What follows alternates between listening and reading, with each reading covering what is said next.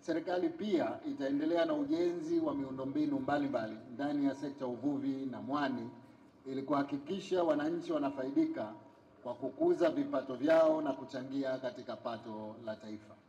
Miongoni mwa mafanikio haya ni ujenzi wa diko na soko la kisasa la Mkoani pamoja na kiwanda cha kusarifu mwani cha pale cha Manangwe. Aidha, hatua ya kuanza ujenzi wa bandari ya kisasa ya uvuvi kule Shumba zimeshakamilika. Katika hatua zinazofuata, serikali imejipanga kujenga masoko, bandari na madiko ya kisasa zaidi, ikiwemo soko na diko la samaki Kiwani na kiwanda cha kusarifu mwani Chokocho ili kuongeza tija na thamani ya mazao ya bahari.